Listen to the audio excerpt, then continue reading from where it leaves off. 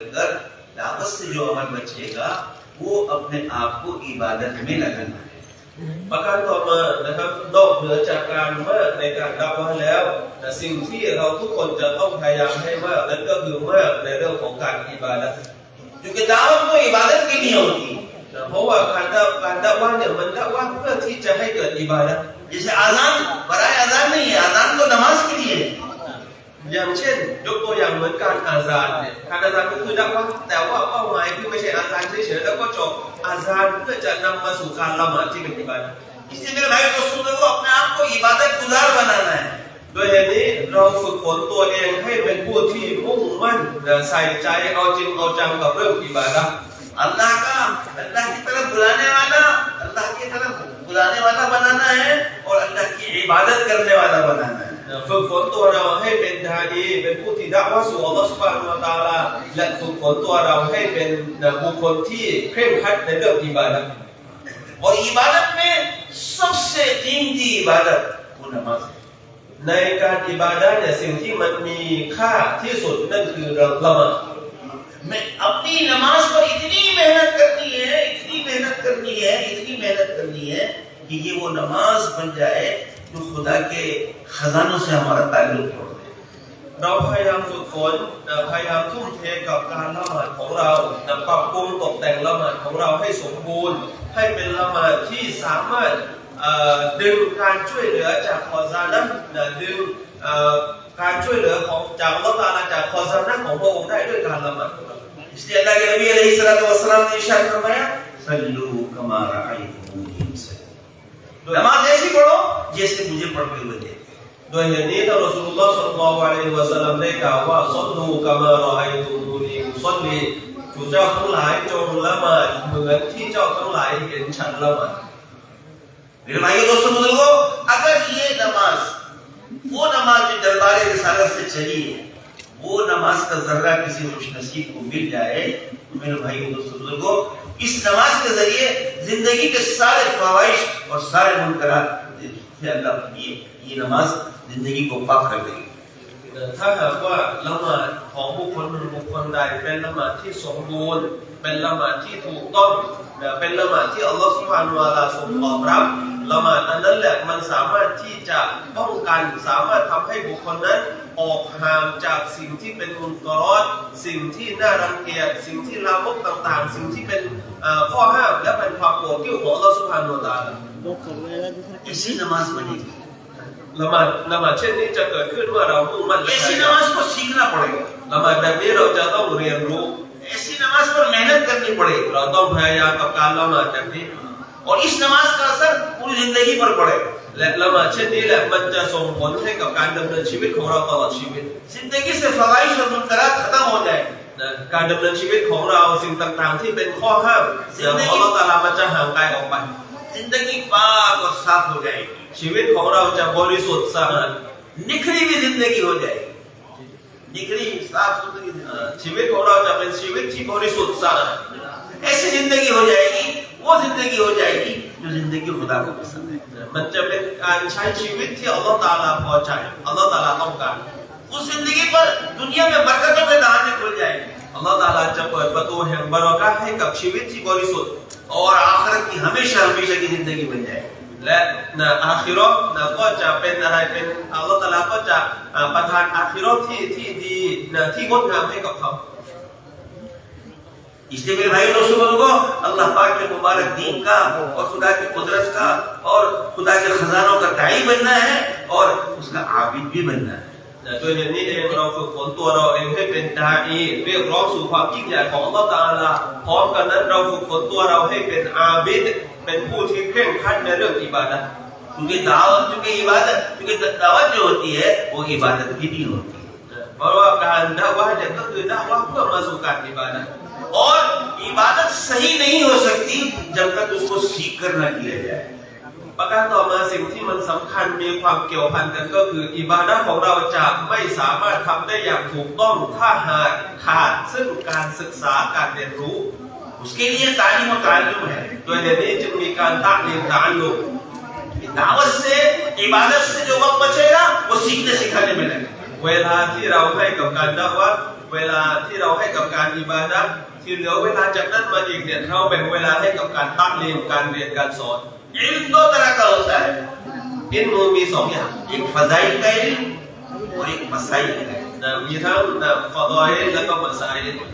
फजाइल के इल्म के बगैर मेरे भाइयों दोस्तों बुजुर्गों अमल की तहरीक ही नहीं होती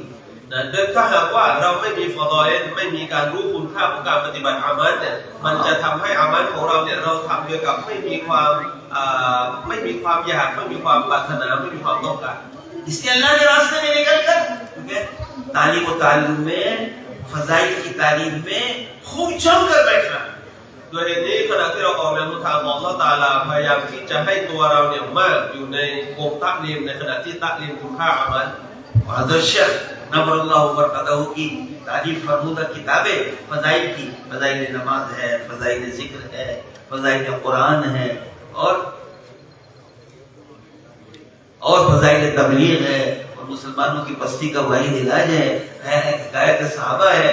और दो किताबें मौसमी हैं फजाइल रमजान है और फजाइल हज है इन फजाइल की किताबों में की तालीम में जमकर बैठना है और अपने आप को मोहताज बनाकर आमाल के फजाइल सुनने हैं ये वो बातें हैं जो अल्लाह पाक ने जनाब रसूलुल्लाह सल्लल्लाहु अलैहि वसल्लम के जरिए हमें आपको बताए हैं नमाज पर ये मिलेगा अल्लाह की याद पर ये मिलेगा और कुरान की तिलावत पर ये मिलेगा खुदा के दीन की मेहनत पर ये मिलेगा इसके जरिए से अमल की तहरीक पैदा होगी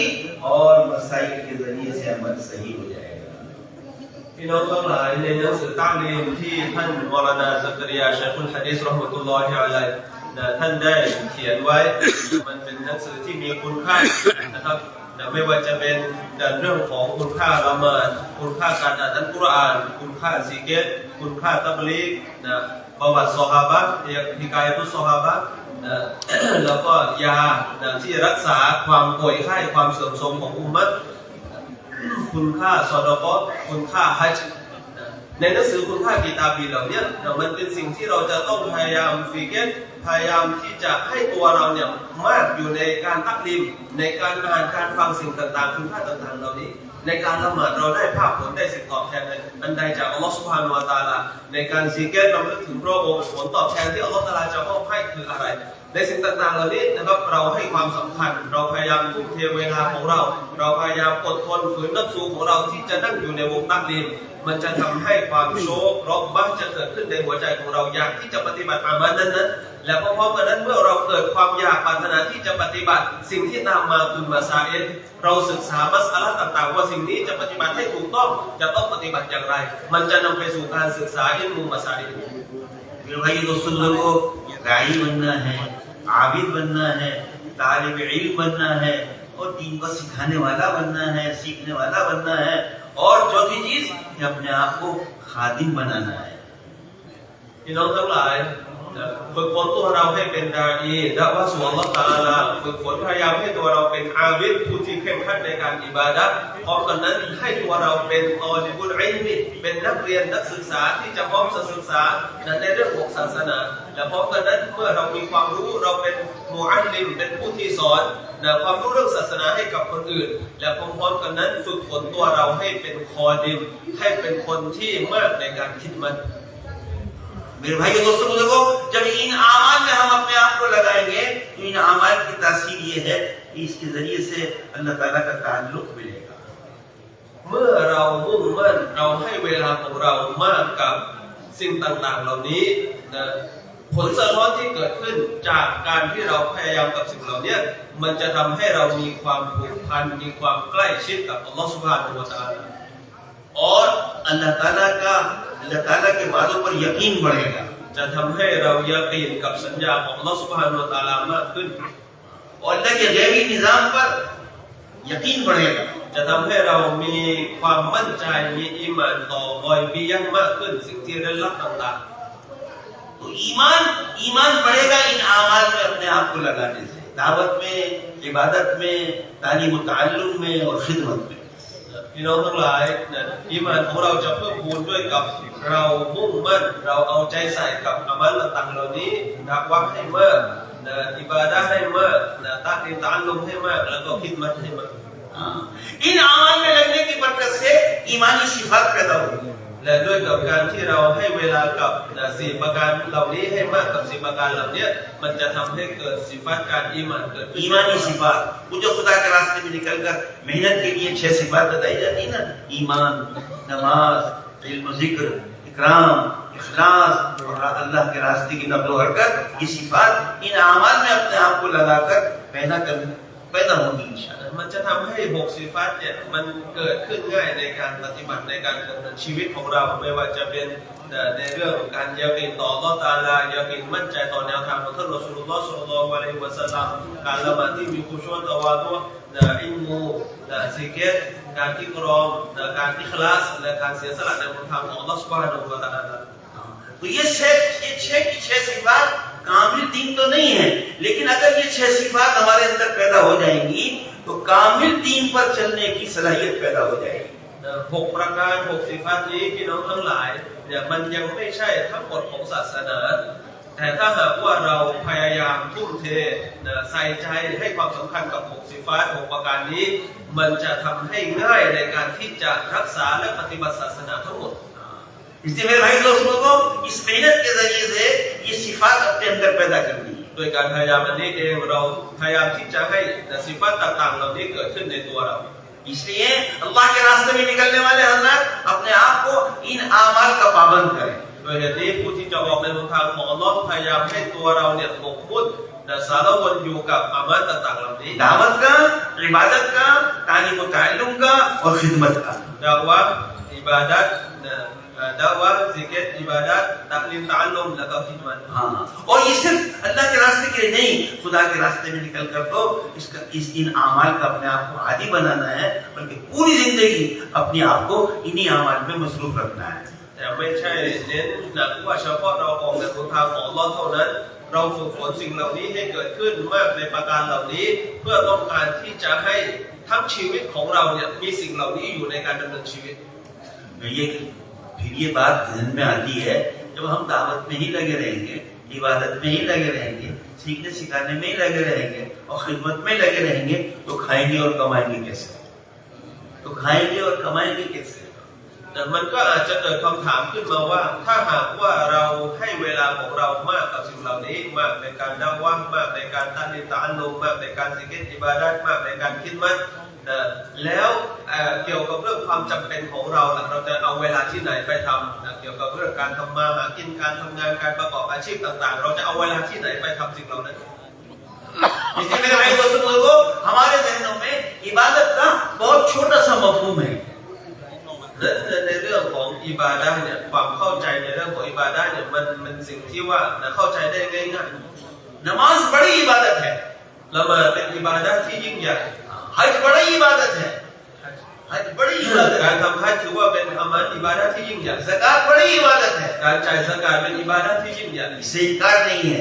लेकिन हमें जो अल्लाह पाक ने ईमान दिया और उसकी बरकत से हजरत रसूल पाक सल्लल्लाहु अलैहि वसल्लम की मुबारक जिंदगी दी उसमें 24 घंटे के सारे आमाल इबादत है แต่สำหรับเราทั้งหลายพี่น้องที่มีเกียรติในการที่เราเป็นประชาชาติของท่านรอซูลุลลอฮ์ ศ็อลลัลลอฮุอะลัยฮิวะซัลลัมการดำเนินชีวิตของท่านตลอด 24 ชั่วโมงถือว่าเป็นอิบาดะห์ खाना इबादत है การกินอาหารเป็นอิบาดะห์ पीना इबादत है การดื่มน้ำเป็นอิบาดะห์ पहनना इबादत การ है สวมใส่เสื้อผ้าเป็นอิบาดะห์ निकाह इबादत है การนิกาห์เป็นอิบาดะห์ इंसानी जिंदगी की सारी जरूरियात इबादत है การใช้ชีวิตเรียกอะไรนะกิริยา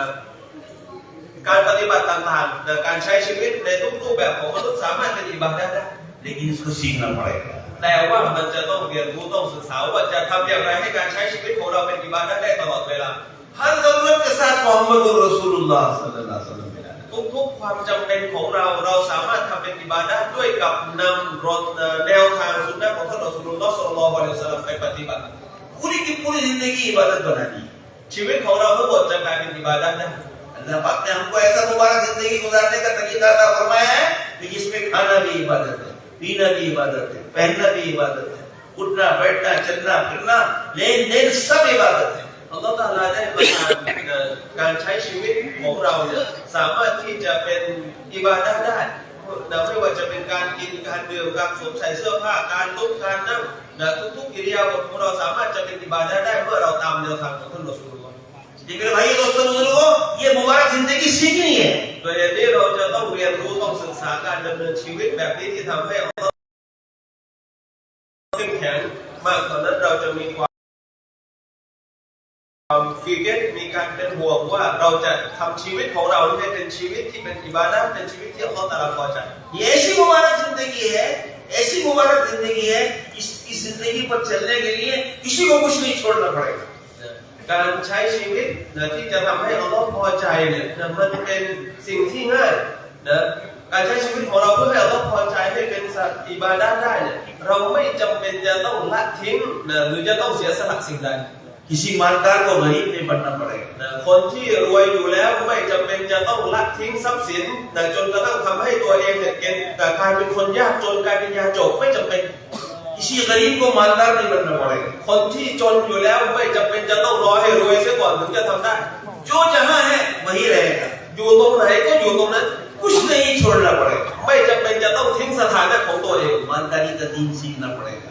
คนที่รวยก็เรียนศาสนาการปฏิบัติศาสนาในสถานะสำหรับคนรวย गुर्बत का दीन सीखना पड़ेगा คนที่ยากจนก็เรียนศาสนาการปฏิบัติศาสนาสำหรับคนที่ยากจน ताजिर है तो तिजारत का दीन सीखना पड़ेगा คนที่เป็นพ่อค้าก็เรียนศาสนาการปฏิบัติสำหรับคนที่ทำการค้าขาย इसलिए क्या फरमाया एक आदमी इतना गरीब है कि उसके पास खाने को कुछ नहीं है पीने को कुछ नहीं है वो 3 दिन उस पर फाका गुजर गया और उसे कुछ नहीं मिला खाने पीने के लिए फरमाया कि चौथे दिन अल्लाह पाक का गैबी निजाम है कि इसके लिए 1 साल की हलाल रोजी का इंतजाम किया जाएगा इसने किसी ने कुछ नहीं कहा कोई सवाल नहीं किया किसी मखलूक अपने हाल को मखलूक पर जाहिर नहीं किया चुपकी चुपके अल्लाह से कहता रहा तो अल्लाह के जिम्मे है कि अल्लाह पाक इसके लिए चौथे दिन 1 साल की हलाल रोजी का इंतजाम करवाएंगे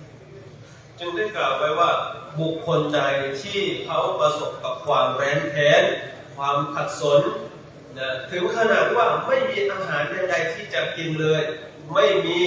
เครื่องดื่มใดๆที่จะดื่มเลยไม่มีข้าวไม่มีน้ำเป็นระยะเวลาถึง3 วันติดต่อกันเขาลำบากขัดสนขนาดนั้นไม่ได้กินไม่ได้ดื่ม3 วันติดต่อกันแต่เขาไม่ได้บอกสิ่งนั้นกับมนุษย์กับมักลุกกับบุคคลใดทั้งสิ้นเขาขอจากอัลลอฮฺซุบฮานะฮูวะตะอาลาและสัญญาจากท่านรอซูลุลลอฮฺ ศ็อลลัลลอฮุอะลัยฮิวะซัลลัมว่าบุคคลเช่นนี้เมื่อถึงวันที่ 4ด้วยความอดทนด้วยความลำบากการขัดสนของเขาวันที่ 4มาถึงอัลลอฮฺซุบฮานะฮูวะตะอาลาสัญญาว่าอัลลอฮฺจะรับผิดชอบริสกีที่ฮาลาลให้กับคนคนนั้น1 ปี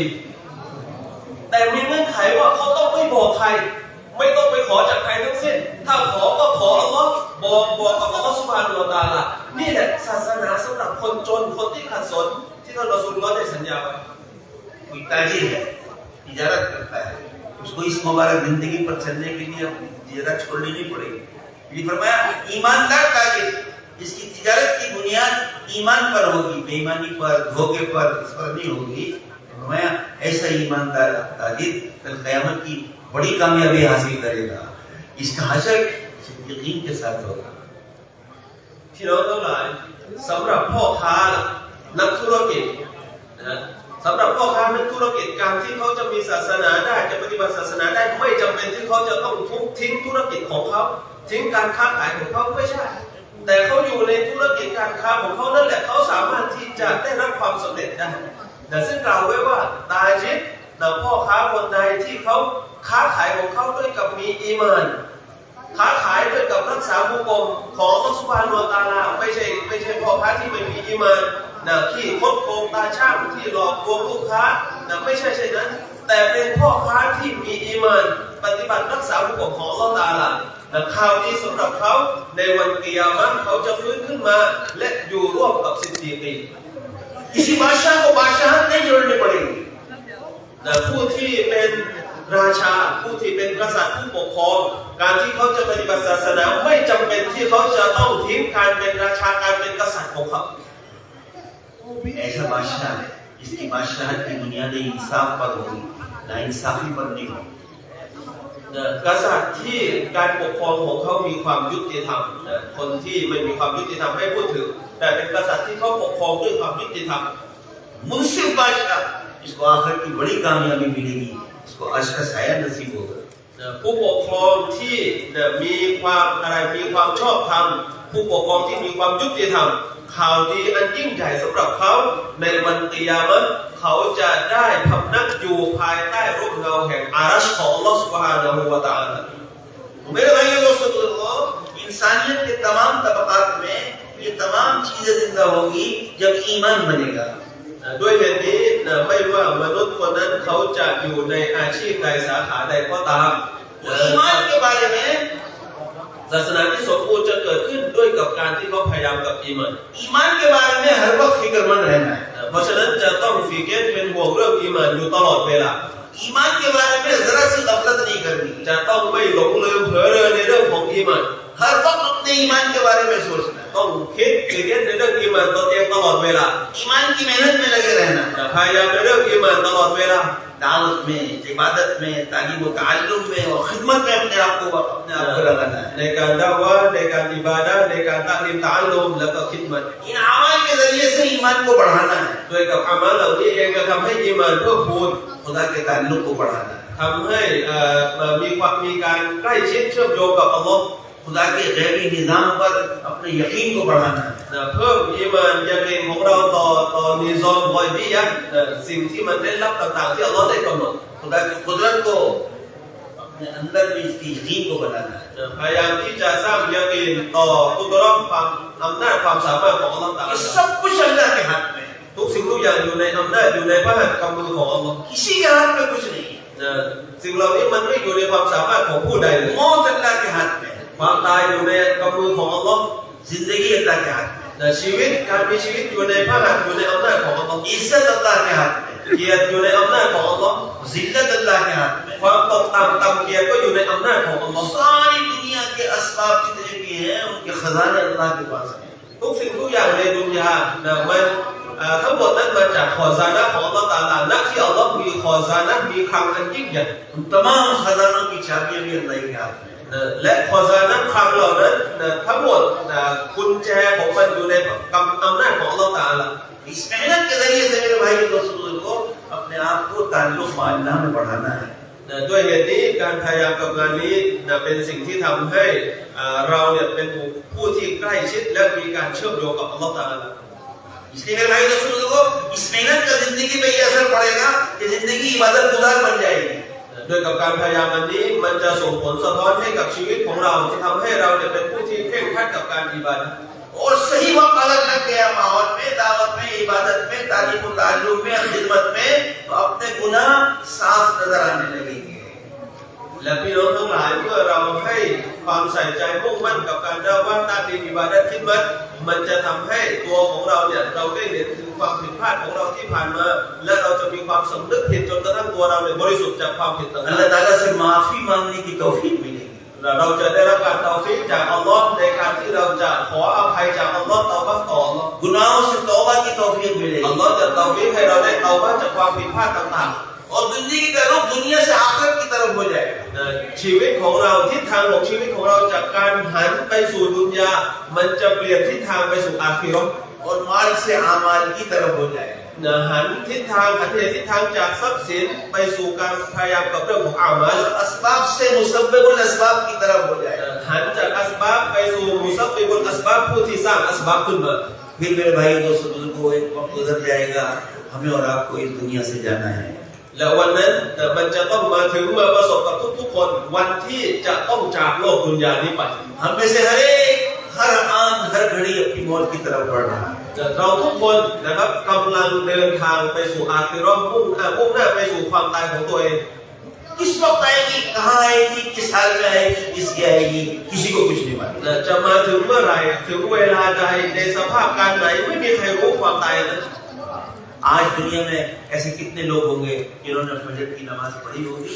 और वो जोहर नहीं पढ़ सके มากมายเท่าไหร่พี่น้องที่มีเกียรติเราไม่สามารถรู้ได้เลยว่าวันนี้มีโอกาสตื่นขึ้นมาละหมาดซุบฮีแต่เวลาละหมาดซุฮรีต่อไปจากนี้ไม่มีโอกาสที่จะได้ละหมาดซุฮรี नहीं मालूम कि ये हमारी जिंदगी की आखिरी नमाज है ไม่มีใครรู้หรอกว่าละหมาดของตัวเขาเองนี่คือละหมาดสุดท้ายละหมาดซุบฮีที่ผ่านมา इसने क्या फरमाया कि नमाज जो भी पढ़ो ऐसी पढ़ो जैसे ये मेरी जिंदगी की आखिरी नमाज ด้วยเหตุนี้เองนะครับจึงได้กล่าวไว้ว่าทุกครั้งที่เราละหมาดให้เรามีความรู้สึกมีความตระหนักว่านี่คือละหมาดสุดท้ายของชีวิตของเรา हर अमल को अगर इस तरह कर ले कि जैसे ये हमारी जिंदगी का आखिरी अमल है, हमें नहीं मालूम इसके बाद हमें बयान करने का मौका मिलेगा, आपको सुनने का मौका मिलेगा नहीं मिलेगा। हर अमल अगर इस तरह कर ले तो हर अमल जानदार हो जाएगा। ทุกๆอามัลของเรานะครับให้เรามีความสำนึกมีความตระหนักอยู่ตลอดเวลาว่านี่อาจจะเป็นอามัลสุดท้ายของเราก็ได้การได้มีโอกาสมาฟังบยานเช่นนี้อาจจะเป็นบยานสุดท้ายของเราก็ได้ इसलिए मेरे भाइयों दोस्तों बुजुर्गों हमें इस बात की दावत दी जाती है कि इन सारी मेहनतों में हम अल्लाह को राजी करने की नियत करें। พี่น้องทั้งหลายทุกการปฏิบัติของเราให้เรามีความบริสุทธิ์ใจอิคลาสเพื่ออัลลอฮฺซุบฮานะฮูวะตะอาลา सिर्फ अल्लाह को राजी करना, अपनी आखिरत को बनाने के लिए इन मेहनतों में कोशिशों में कुर्बानियों में अपने आप को लगाना है। พี่น้องทั้งหลายนะครับทุกการปฏิบัติของเราทุกการทุ่มเทเสียสละเราต้องการให้อัลลอฮฺตะอาลาพอใจ कोई अपने आप को मुखलिस नहीं कह सकता कि मैं मुखलिस हूँ। ไม่มีใครสามารถรับประกันยืนยันตัวเองได้ว่าฉันเนี่ยเป็นมุคลิสเป็นผู้ที่มีสิฟัตมีความอิคลาสแล้วในหัวใจของฉันไม่มีใครสามารถยืนยันได้ कोई इखलास का दावा नहीं कर सकता। ไม่มีใครสามารถที่จะกล่าวอ้างได้ว่าฉันเนี่ยมีอิคลาสแล้ว हमेशा अपने आप को अपने अमल को अपनी नीयत के बारे में डरते रहना चाहिए। ฉะนั้นเราทุกคนมีความหวาดหวั่นนะครับมีความกลัวอยู่ตลอดเวลาเกี่ยวกับเรื่องหัวใจของเราเกี่ยวกับเรื่องอิคลาสที่จะเกิดขึ้นในหัวใจของเราในทุกๆการปฏิบัติอามัลของเรา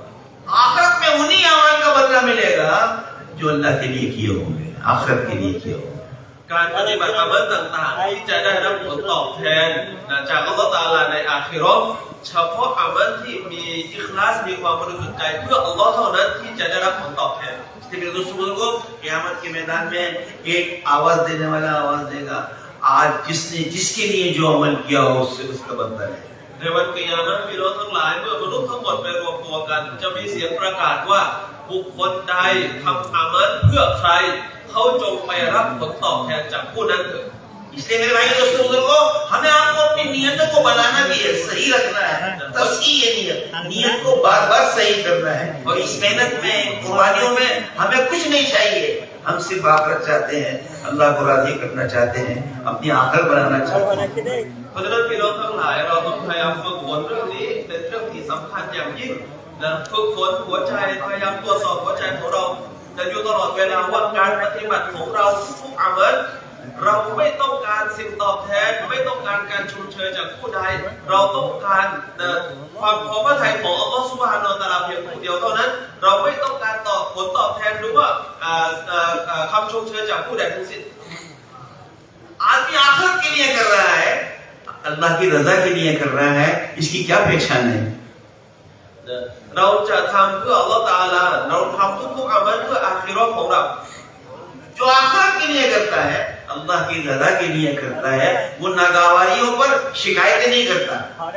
พี่น้องทั้งหลายเครื่องหมายที่จะบ่งบอกว่าคนคนนั้นเขาทำเพื่ออัลลอฮฺซุบฮานะฮูวะตะอาลา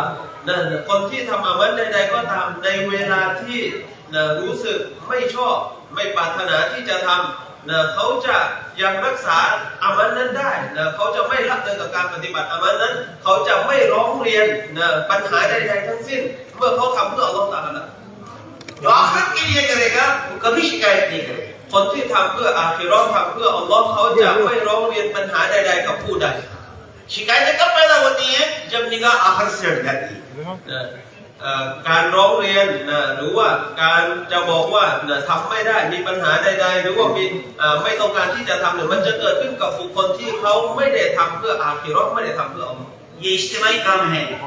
งานนี้เป็นงานอิสติมาอี इसमें हमें साथियों के साथ चलना है, เราจะต้องเรียนรู้เราจะต้องทำงานนี้พร้อมๆกับคนอื่น जुड़कर चलना है, เราจะต้องทำแบบเป็นอิสติมาอี मिलकर चलना है, เราต้องทำพร้อมๆกัน छोटा बनकर चलना है, छोटा बनकर चलना है। เราต้องทำงานนี้โดยกับคิดว่าเราเนี่ยเป็นผู้ที่ต่ำต้อย ये जब आसान होगा जब हमारी निगाह आखिरत पर हो। มันจะทำได้ต่อเมื่อสายตาของเรานั้นเรามุ่งมั่นไปสู่อาคิเราะห์ हम शूरा बनना नहीं चाहते, हम अमीर बनना नहीं चाहते, हम बड़ा बनना नहीं चाहते, हम तो अल्लाह चाहते हैं, आखिरत चाहते हैं। तो शिकायतें नहीं होती, लड़ाई झगड़े नहीं होते, सब साथी मुश्तवा रहते हैं, फिक्रमंद रहते हैं। ฉันไม่ต้องการเป็นชูโรไม่ได้ต้องการเป็นอามีรไม่ต้องการจะมีอำนาจยิ่งใหญ่เหนือกว่าคนอื่นนะเราต้องการที่จะทำงานนี้เพื่ออาคิเราะห์นะเพื่ออัลลอฮฺซุบฮานะฮูวะตะอาลาเพราะฉะนั้นสามารถที่จะทำงานได้กับทุกๆคนในทุกๆสภาพการ इसलिए मेरे भाई दोस्तों, अपनी मस्जिद की सतह से लेकर अपने जिला, अपना सूबा, अपना मुल्क, उस सतह तक जहां तक अल्लाह पहुंचाए, अल्लाह पाक पूरे आलम में हमें आपको लेकर जाए। हमें आपको इस सारी मेहनतों और कुर्बानियों में अपनी आखिरत को सामने रखना है। ปัญหาต่างๆความขัดแย้งต่างๆมันจะไม่เกิดขึ้นนะครับไม่ว่าจะอยู่ในสถานที่ใดจะอยู่ในแผนกใดไม่ว่าเราจะออกยะมาอะห์อยู่กับยะมาอะห์คนจำนวนหนึ่งหรือเราอยู่ในหมู่บ้านของเราอยู่ในฮันก้อของเราอยู่ในจังหวัดของเราในประเทศและทั้งหมดทั่วโลกปัญหาจะไม่เกิดขึ้นเมื่อทุกคนทำงานนี้โดยกับเอาอาคิเราะห์วางไว้ข้างหน้า हमारे एक बुजुर्ग हैं, अल्लाह पाक उनकी उम्र में बरकत दे, वो एक मतलब अपने बयान में फरमा रहे थे कि हमारे बुजुर्गों में से एक बुजुर्ग हाजी अब्दुल वहाब साहब रहमतुल्लाह अलैह गुजरे। अल्लाह पाक उनकी मग़फ़िरत फरमाए, उनके दर्जात को बुलंद फरमाए, पूरी उम्मत की तरफ से उनको बेहतरीन जज़ाए खैर अता फरमाए। एक दूसरे बुजुर्ग गुजरे हैं, मौलाना उबैदुल्लाह साहब रहमतुल्लाह अलैह। พี่น้องที่มีเกียรตินะครับมีอาวุโสของเราท่านหนึ่งนะซึ่งยังมีชีวิตอยู่ท่านจะกล่าวในบายานของท่านนะพูดถึงฮัจญ์อับดุลวาฮับซะฮ์รอห์มะตุลลอฮิอะลัยฮิขออัลเลาะห์ตะอาลาให้มัฆฟิเราะห์กับท่านขออัลเลาะห์ตะอาลาให้ความโปรดปรานกับท่านด้วยกับการเสียสละของท่านเป็นสาเหตุให้อุมมะฮ์ประชาชาติได้อยู่บนหนทางอันเที่ยงตรงและได้พูดถึงมอลานาอุบัยดุลลอฮ์รอกัน तो हाजी अब्दुल वहाब साहब ने एक मर्तबा हज़रत मौलाना उबैदुल्लाह साहब से यूं कहा ครั้งหนึ่งนะครับฮัจญ์อับดุลวาฮับได้พูดกับมอลานาอุบัยดุลลอฮ์ कि मौलाना हमारे लिए दुआ कर दीजिए कि हमको साथियों को लेकर चलना आ जाए। คือบายอับดุลวาฮับเนี่ยได้พูดกับมอลานาอุบัยดุลลอฮ์ว่ามอลานาท่านโปรดดุอาให้ฉันหน่อยให้ฉันสามารถที่จะใช้เวลาใช้ชีวิตของฉันโดยสามารถที่จะพาผู้คนทั้งหลายไปพร้อมๆกับฉันในการทำงาน तो मौलाना उबैदुल्लाह साहब रहमतुल्लाह अलैह ने ये इरशाद फरमाया कि भाई अब्दुल वहाब यूं दुआ किया करो कि हमको साथियों के साथ चलना आ जाए, चलना आ जाए। คือแล้วมอลานาอุบัยดุลลอฮ์ซะฮ์รอห์มะตุลลอฮ์อะลัยฮิก็ได้แนะนำนะครับได้กล่าวต่อฮัจญ์อับดุลวาฮับซะฮ์ว่าท่านควรจะต้องดุอาแบบนี้ว่าขอให้ฉันสามารถที่จะไปกับคนอื่นได้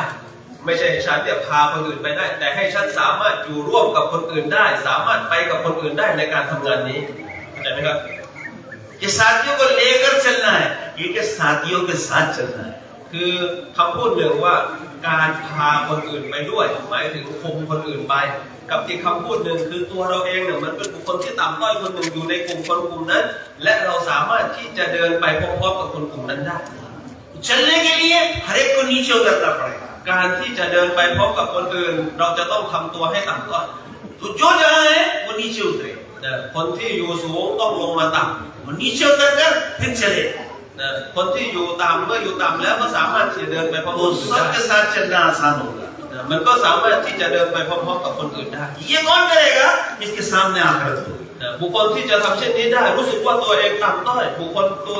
ที่จะสามารถทำเช่นนี้มีความรู้สึกเช่นนี้ได้ก็คือบุคคลที่เขามีอาคิเราะห์อยู่เบื้องหน้า इसलिए ये सारी मेहनत मेरे भाई दोस्तों बुजुर्गों, ये सारी कुर्बानियां अपनी आखिरत को सामने रख कर दी जाएंगी। ด้วยเหตุนี้นะครับการกุรบานการทุ่มเทเสียสละของเราในทุกๆการปฏิบัติให้เรามีอาคิเราะห์อยู่เบื้องหน้า फिर जब मुखलिसीन जमा हो जाते हैं तो अल्लाह पाक इन मुखलिसीन की बरकत से फितनों को खत्म करते हैं। แล้วก็เมื่อบุคคลที่มีความอิคลาสความบริสุทธิ์ใจเช่นนี้เกิดขึ้นอัลลอฮฺซุบฮานะฮูวะตะอาลาจะทำให้ฟิตนะห์ต่างๆหมดไป फितनों का इलाज है, फितनों का इलाज है इखलास। สิ่งที่จะมารักษาเยียวยาฟิตนะห์ต่างๆนั่นคืออิคลาส इसलिए अपने अमल को अल्लाह के लिए खालिस करना है। ด้วยเหตุนี้ทุกๆการปฏิบัติของเราทุกๆอามัลของเราจะต้องคอลิสอิคลาสบริสุทธิ์ใจเพื่ออัลลอฮฺซุบฮานะฮูวะตะอาลาเพียงผู้เดียวเท่านั้น और इस धोखे से निकलना है कि ये जान माल जो अल्लाह पाक ने दी है हम इसके मालिक हैं และเราจะต้องบอกตัวเองให้เข้าใจใหม่ว่าทรัพย์สินเวลาของเราชีวิตของเราเนี่ย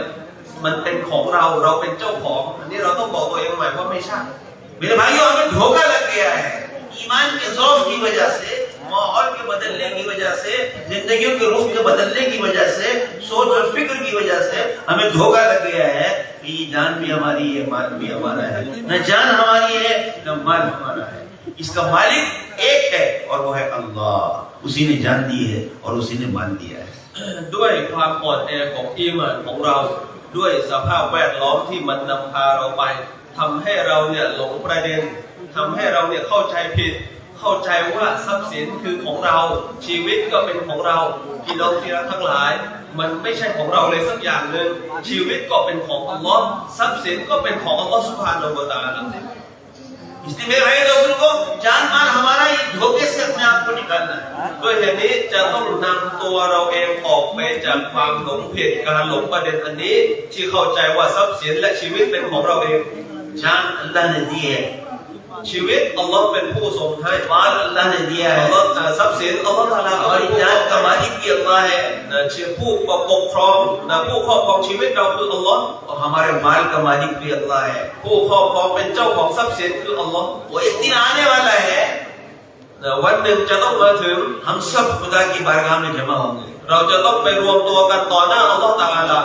और जान की पल पल का हिसाब देना होगा จะต้องถูกสอบสวนเกี่ยวกับทรัพย์สินของเราทุกบาททุกส और ตางค์ माल की पाई पाई का हिसाब देना होगा จะต้องถูกสอบสวนเกี่ยวกับการปฏิบัติกรรมต่าง हमने तुम्हें जिंदगी दी तुमने कहाँ लगाई ๆชีวิตที่อัลลอฮ์ประทานให้เอาชีวิตนั้นไปใช้ในเรื่องใด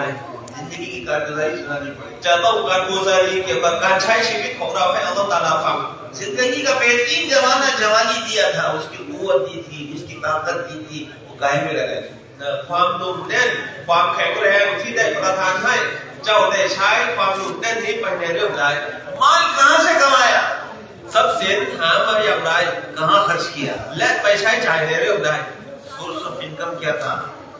จะต้องสอบสวนทุกอย่าง खर्च कहाँ किया แล้วใช้จ่ายไปในเรื่องใดหามาอย่างไร और जो कुछ जानते थे उस पर कितना अमल किया สิ่งที่รู้ได้ปฏิบัติตามความรู้นั้นขนาดไหน कयामत के मैदान में खड़े होकर पूरी जिंदगी का हिसाब किताब देना है ในวันที่จะต้องยืนรวมตัวกันอยู่ต่อหน้าอัลลอฮฺตะอาลาในวันกิยามะห์จะต้องถูกสอบสวนใน पाई पाई का हिसाब देना है จะต้องถูกสอบสวน पल ทุก पल का हिसाब देना है ทุกเรื่องเล็กแม้จะเพียงเล็กน้อยก็ตาม जब अल्लाह के रास्ते की मेहनत सही रुख पर होगी इखलास के साथ होगी छोटा बनकर की जाएगी आपस के जोड़ के साथ की जाएगी तो आखिरत की जवाबदेही का फिक्र पैदा होगा พี่น้องทั้งหลายเมื่อเราทุ่มเทเสียสละกับการออกแนวทางของอัลเลาะห์ซุบฮานะฮูวะตะอาลาเราจะเริ่มเกิดสิฟัตความอิคลาสเกิดขึ้นเราจะมีความเข้าใจว่าตัวเราเป็นผู้ที่ต่ำต้อยเราสามารถที่จะทำงานนี้พร้อมกับผู้อื่นร่วมกับผู้อื่นได้และความรู้สึกต่างๆเหล่านี้เมื่อเกิดขึ้นพี่น้องทั้งหลายเราจะเกิดฟิกเกตในการเตรียมตัวในการเตรียมพร้อมเพื่อที่จะต้องไปตอบคำถามในวันอาคิเราะห์ और आखिरत में जो अमाल काम आने वाले हैं उनमें लगने की तौफीक का दरवाजा अल्लाह की तरफ से खुलेगा และอัลลอฮฺซุบฮานะฮูวะตะอาลาจะเปิดประตูเตาฟีกแห่งการฟิกเกตแห่งการเตรียมตัวเตรียมเสบียงเพื่อที่จะไปชักยังประโยชน์ให้กับตัวเราในโลกอาคิเราะห์ इसलिए मेरे भाई दोस्तों को एक बहुत सीधी सादी आसान मेहनत अल्लाह पाक ने इस जमाने में हमें और आपको अता फरमाई อัลลอฮฺซุบฮานะฮูวะตะอาลาให้การพยายามที่มันสะดวกมันง่ายดายไม่ใช่เรื่องลำบากเลยสำหรับเราในยุคสุดท้ายนี้ एक सीधी सादी मेहनत है हर एक कर सकता है हर जगह कर सकता है हर हाल में कर सकता है लेकिन अगर चाहे तो มันเป็นงานที่ง่ายนะครับเป็นงานที่สะดวกที่สามารถทุกคนสามารถทำได้ และทุกเวลาสามารถทำได้ทุกสถานที่สามารถที่จะทำได้ แต่ปัญหาคือจะทำหรือไม่ ये सीधी सादी मेहनत क्या मेहनत है कि हर एक अपने आप को मस्जिद से जोड़े มันเป็นการพยายามแบบที่ว่าไม่ใช่เรื่องยากลำบากใดๆเลยการพยายามนั้นคืออะไรก็คือพยายามที่จะให้ทุกคนนั้นได้เชื่อมโยงกับมัสยิด और अपनी मस्जिद से जुड़कर अपनी मस्जिद के माहौल में रहने वाले 100% ईमान वालों की फिक्र करें แล้วก็ฟิกเกตพยายามที่จะให้นะทุกคนที่มีการเชื่อมโยงกับมัสยิดเนี่ยได้ฟิกเกตในเรื่องของอีหม่าน उसके लिए अपनी मस्जिद में मशवरा करें โดยเหตุนี้นะครับเพื่อที่จะให้สิ่งนี้เกิดขึ้นก็คือมีการมุชาวะเราะห์มีการปรึกษาหารือกันที่มัสยิด उसके लिए अपनी मस्जिद में फजाइल की तालीम में अपने आप को मोहताज बनाकर बिठाए ให้มีการตั้งลีมเกิดขึ้นในมัสยิดและตัวเรานั่งร่วมอยู่ในการตั้งลีม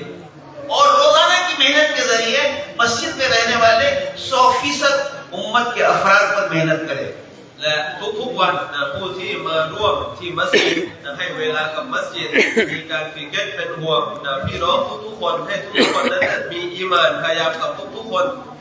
ในหมู่บ้านของตนเอง कि हमारी मस्जिद के माहौल में रहने वाले 100% अफराद उम्मत का ताल्लुक मस्जिद से हो जाए ฟิกเกตเป็นห่วงทุกคนให้มาเชื่อมโยงกับมัสยิดมาอยู่ในสิ่งแวดล้อมของมัสยิด हर तबका ทุกแขนง ताजिर हो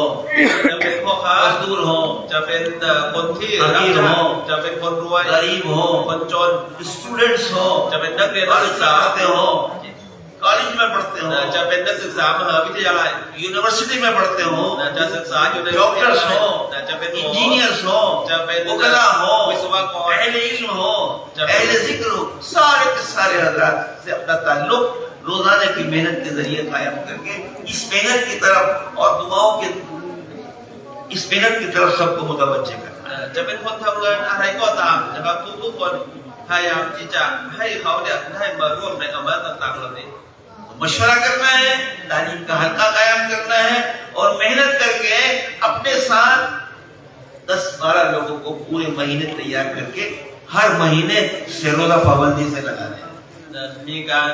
มุชาวะเราะห์มีการตั้งทีมเป็นประจำทุกวันแล้วก็พยายามใน1 เดือนเนี่ยจัดจะมา3 วันออกไปในทางของอัลเลาะห์ตะอาลามีคนเก่าด้วยมีคนใหม่ด้วย10 คน12 คนจัดจะมา3 วันออกไปจากหมู่บ้านจากมัสยิดของเรา इन तमाम से अपनी मस्जिद के 2 गश्त करते हैं ให้ความสำคัญกับการทำกัช और हर साल 40 दिन फारिग करके खुदा के रास्ते में निकलना है ทุกๆปีจัดตั้งแต่การออก40 วันจัดจะมา40 วันออกจากหมู่บ้านของเราออกไปในทางของอัลเลาะห์ซุบฮานะฮูวะตะอาลาในแต่ละปี और अल्लाह पाक तौफीक दे तो उनकी जिंदगी में एक मरतबा 4 महीने लगाना है เมื่ออัลเลาะห์ตะอาลาตอฟีก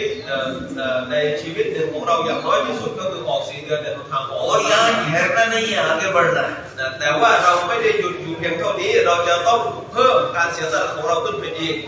और मोहम्मद उमर साहब के कुर्बानियों का जीना बनाना है चबूतरा नहीं बनाना है जीना बनाना है स्टेयरकेस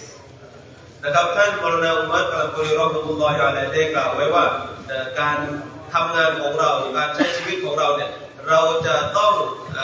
ทำงานเป็นขั้นบันไดก็คือต้องมีการก้าวขึ้นไปให้สูงขึ้น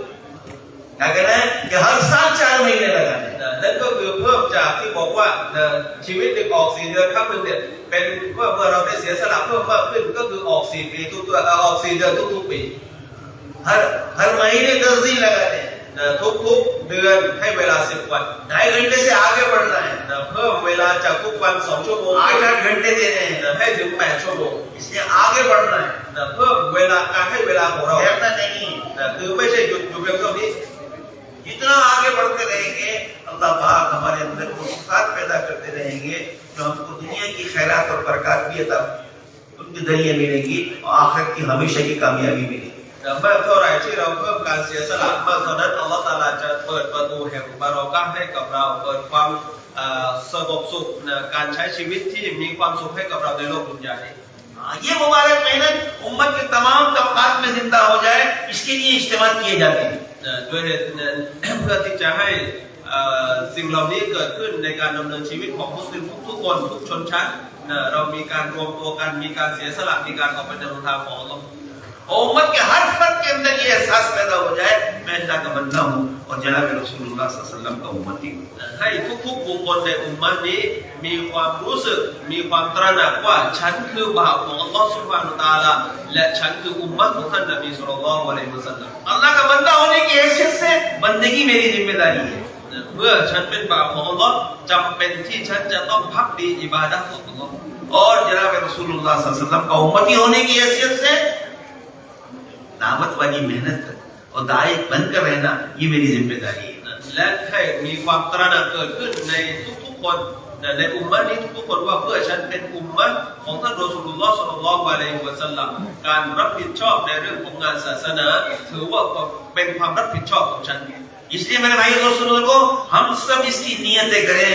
इरादे करें कि इंशाअल्लाह मौत तक इस मुबारक काम में चलते रहेंगे เพราะฉะนั้นให้เราทุกคนเนี่ยนะครับว่าเราจะอยู่ในงานนี้พยายามเสียสละกับงานนี้จนกระทั่งถึงลมหายใจสุดท้ายของเราอินชาอัลลอฮ์ और लगे रहेंगे इंशाअल्लाह เราจะทำงานนี้อยู่เรื่อยไปอินชาอัลลอฮ์ जितनी बकिया जिंदगी बाकी है दाई बनकर जिएंगे เวลาของเราชีวิตของเราที่เหลืออยู่ไม่ว่าจะมากน้อยเพียงใดเราจะต้องเป็นดาอีของอัลลอฮฺตะอาลา आबिद बनकर जिएंगे เราจะต้องเป็นอาบิดเป็นผู้มุ่งมั่นกับการอิบาดะห์อินชาอัลลอฮ์ तालिब इल्म बनेंगे เราจะต้องเป็นผู้ที่เรียนเป็นผู้ที่ศึกษา मुतअल्लिम बनेंगे เป็นผู้ที่เรียนเป็นผู้ที่ส और อน अल्लाह की मखलूक की खिदमत करेंगे และเราจะเป็นคนที่คิดมั่น यानी खादिम बनकर जिएंगे เราเป็นคอยดิมเป็นคนคิดมั่น उसके लिए 4-4 महीने खुदा के रास्ते में लगाएंगे เพราะฉะนั้นเราจะต้องออก4 เดือนในบททาง हर साल 40 दिन लगाएंगे ทุกๆปี40 วัน हर महीने 3 दिन लगाएंगे ทุกๆเดือน3 วัน और अपनी मस्जिद वार जमात के साथ जुड़कर चलेंगे เราอยู่ร่วมกับญะมาอะห์มัสยิดของเรา इस सारी कुर्बानियों में हमें कोई चीज नहीं चाहिए आखिरत सामने होगी ในทุกๆการเสียสละทั้งหมดของเราเราไม่ต้องการผลตอบแทนใดๆเลยเราต้องการอาคิเราะห์ต้องการจากอัลเลาะห์ตะอาลา अपनी आखिरत के लिए काम करें เราทำงานทุกอย่างเพื่ออาคิเราะห์ आपस के जोड़ और मोहब्बत के साथ काम करें เราทำงานนี้ด้วยกับความรักความสามัค एक คี दूसरे के इकराम के साथ काम करें ที่เคารพซึ่งกันและกัน अपने साथियों को आगे बढ़ाएंगे พยายามที่ให้พี่น้องของเราได้เพิ่มการเสียสละไป साथियों की हिम्मत अफजाई करेंगे ให้ทุกคนได้เสียสละไปพร้อมๆกัน उनकी तालीम में कल्ब करेंगे เรามีการเรียนรู้มีการศึกษาแล้วก็มีความเป็นห่วง और उनको आगे बढ़ाएंगे ให้เขาได้ขึ้นไปข้างหน้า खुद भी चलेंगे और उनको भी बढ़ाएंगे เราไปข้างหน้าด้วยแล้วก็เอาพี่น้องของเราไปข้างหน้าด้วย तो अल्लाह पाक अपने करम से रहमतों की दरवाजे खोलेंगे ด้วยความโปรดปรานของอัลลอฮฺตะอาลาอัลลอฮฺจะเปิดประตูแห่ง और इस मेहनत के सही रुख पर होने की बरकत से जो अमाल दुनिया में आएंगे वो अल्लाह की रहमत को खींचेंगे ด้วยกับบารักัตของงานนี้นะครับการพยายามด้วยกับงานที่ถูกต้องรูปแบบที่ถูกต้อง मुखलिसीन जमा होंगे तो अल्लाह पाक फितनों को खत्म करेंगे จะเป็นสาเหตุดึงรหมะห์ของอัลลอฮฺตะอาลาและเมื่อมุคลิซีนคนที่มีอิคลาสรวมตัวกันอัลลอฮฺซุบฮานะฮูวะตะอาลาจะให้ฟิตนะห์ต่างๆหมดไป अल्लाह पाक हमें और आपको मौत तक इस मुबारक काम में अपनी रजा के साथ चलने की तौफीक अता ขออัลลอฮฺซุบฮานะฮูวะตะอาลาได้เตาฟีกให้เราทุกคนยืนหยัดมั่นคงอิ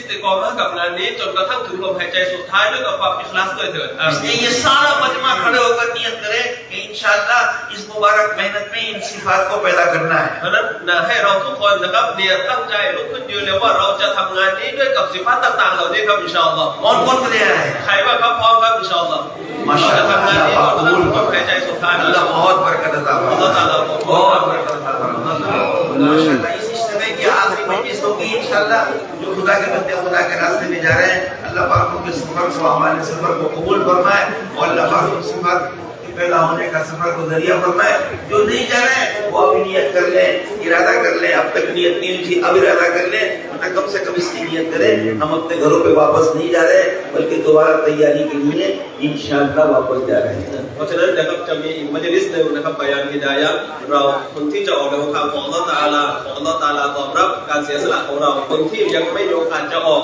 เราไม่ได้จะกลับบ้านแต่เรากลับไปเพื่อเตรียมพร้อมจะออกในทางของอัลลอฮฺตะอาลาขอให้เราทุกคนนะครับยืนหยัดอยู่ในงานนี้ตลอดไปครับพี่น้องครับพี่น้องที่